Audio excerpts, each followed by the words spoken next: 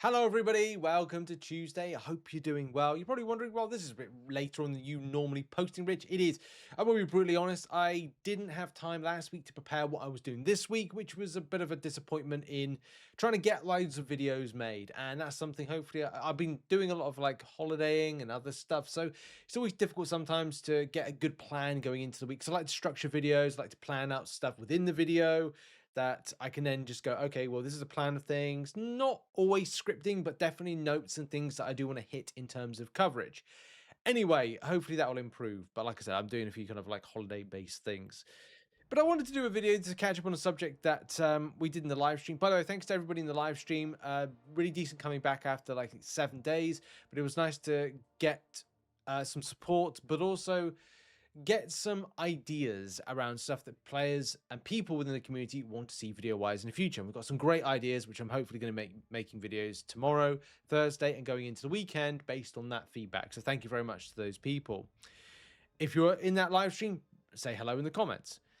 Anyway, I did decide to pick myself up. As you can see, I've done the red goblin objective. We're going to look at some footage in a minute. I'll talk about how I prepared for the fights and also the loss of units. Of course, it's my own fault for not being as competitive within that battleground season to get the piece. Therefore, it's going to cost me 2,500 units. Obviously, a lot of people are going through questions themselves that are asking, like, should they go and farm lots more pieces to get the champions? Stellar Forged Blade, Stellar Forged Star-Lord. Look, if you want to do that, it's largely based on that Doom. Like, we don't know if there's a quest similar to Doom, to the Deathless Mausoleum. If you remember the Deathless Mausoleum, which was this one right here, this became an important quest for you to do to get the champion. I can't remember if there was, is it in the quest rewards? Yeah, the 7-star versions there.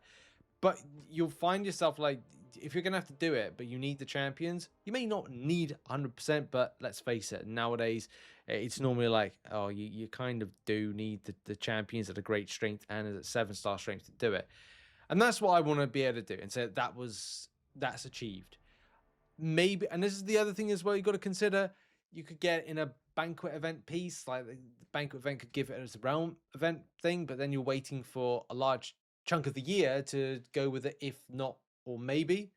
If you're farming units, then of course that would be applicable to go and do that. Go farm units and top up. And that's what I'm doing at the moment. You know, whenever I get a chance, is I'm topping up my units by whatever means possible. So that's that. So my advice is, if you want the Doom, you might need to go with the Gloom of, not Pokemon, but the Doom and Gloom of going to farm for those units if you do want to get the pieces to catch up.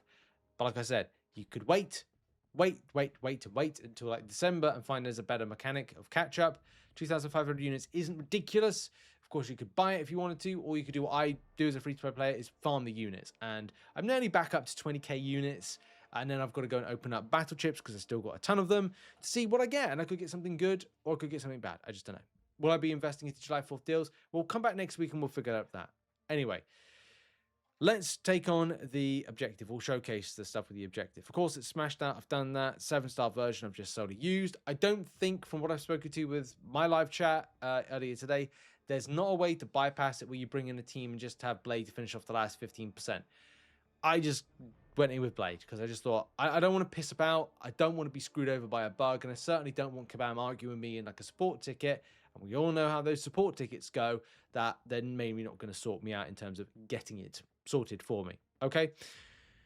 When doing the quest, I decided to put on boosts, quite an extensive amount of boosts even. It's in Necropolis, and of course, using said Blade, I'm just going to throw in, where is he? Where's Blade? Mystic 7-star, and then there he is, right there, Stellar Forged Blade. Let's add him in. The boosts that I decided and opted for were, of course, the 20% boosts where I could get them. So the attack boost, well, attack boost 15%. I saved my 20% because I might need it for Alliance War or something like that. 20% for health boost, of course, go and put that on. And I had a 20%. I got lucky out of solo Supreme Crystal, and I used a 20% boost with that. I thought as well, let's top up a little bit with the boost. Let's go a bit boosty or boost happy. Clicking loads of buttons there.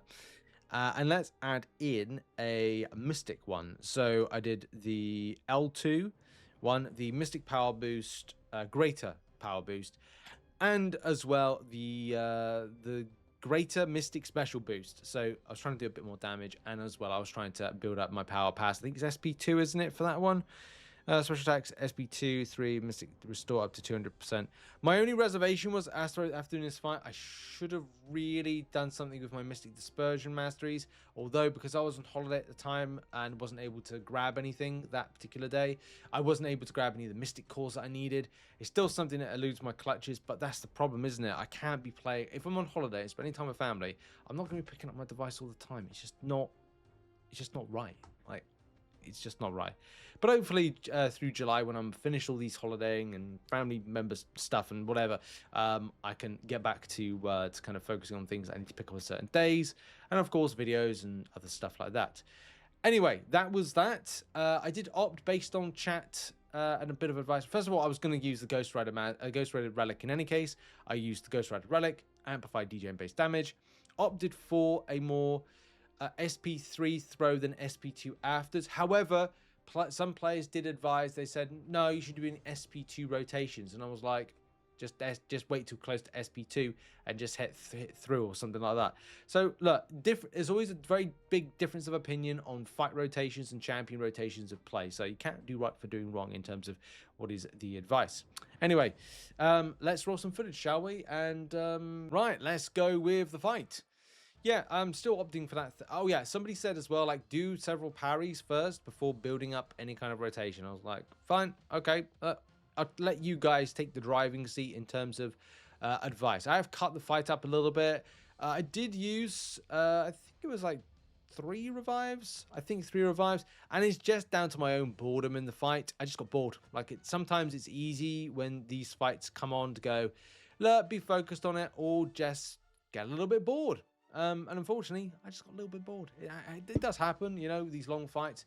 It's either grabs my interest or doesn't grab my interest. But anyway, throw a relic. Didn't really need to do it because the special attack 3 does give a stun. So yeah, I was like very early on playing. This is my first day of actually kind of having the champion to play around with. I was like, okay, that was a thing. That was a stun I wasn't expecting very first off. But yep, trust and all that. Trust the process. Anyway, let's get into the damage. SP2 rotate, blast that in, and of course take a little bit of a cut there, a bit further on in the fight. And that's what I was doing. SP3, SP2 rotations, and in terms of damage, is a very nice DJing damage. I don't know what this Doom has got for us at the end of it, and I also don't know what these champions will have in terms of what they do. I mean, Deathless Guillotine and Blade and Stellarforge Blade are kind of similar in a very weird sense. So I don't know. I don't know in terms of originality. At least we can say with certainty that Stellarforged has that range and difference that is setting it out. But doing DJing damage and occasional, was it like SP2 power control elements? Well, what's setting out Blade more than others, apart from this DJing damage? There's obviously something that I'm missing there, and something that maybe I'm being a little bit critical in this this injuncture. But maybe it's that awakened ability, which would be nice. Maybe I should have done that beforehand. But I don't want to do that because I want to pick up the free awakening and do it like that. Like, for example, the Vampiric Immortality, while below 70%, Blade's healing factor allows him to passively regenerate, which is good. While regenerating from his ability, passively regenerate X amount of damage from blocked hits. So basically, it's exactly the same as the standard Blade. I guess the only difference is what this champion really offers. The degeneration is the damage that's pretty good, pretty nice. And when the opponent buffs expire or are nullified, inflict a degen passive. Maybe it's a bit more efficient, if anything. But yeah, like I said, the champion does benefit from Mystic Dispersion Mastery. But I didn't have that on. I think I was rocking a different mastery at the time, which is something I do need to put right going into these next couple of days, and what's going to lead into the towers and building a mastery that's applicable, recourse mastery maybe for the towers climb, rather than something specific. I'll talk about a mastery build that could be very good for that probably tomorrow when towers actually launches, but I thought it might be applicable. It's more of a later stage. Yeah, but like I said, I was a bit bit annoyed to that. Look, the champion is great for the once the attribute fee passive is locked down. The effect is unblockable. Unblockable buffs suffer an additional 20% reduced duration, which is nice because I don't like going against champions that are unblockable. And inflicting degeneration effect nullifies one true buff. Now, that's great. That means a better way of nullifying. If anything, I think that he's like Deathless Guillotine, but a little bit better. That's what I think. Like Deathless Guillotine, but he's a little bit better. And it was fun. Like this is a fun champion. Like I said, I did get a little bit bored in the fight, but towards the end, I kind of got it, and I kind of felt like, okay, this is cool. I'm having a bit of fun here. And did it feel worth it? I guess it's going to be down to the future, what this synergy is going to be, or synergies for the champion and Doom is going to be all about, because that's the main thing. And we'll just finish off in a moment. But the Forged in the Supernatural. Okay. Better attack rating, bonuses, 20% potency for danger sense. Look, it's good. And there we go. That fight is now done. Yeah, it just really felt like a SP2 spam, like SP3 and an SP2 spam for this. The reason for the SP3, I can imagine, is the extent of degeneration that's here. Inflict 5 degen debuffs, each dealing 12,768 direct damage over 60 seconds. I was using a rank 3 unawakened version, but of course, like, yeah, that's done now. That's great, and now I can move on with my life, wait for the next champion, and farm back those units I lost.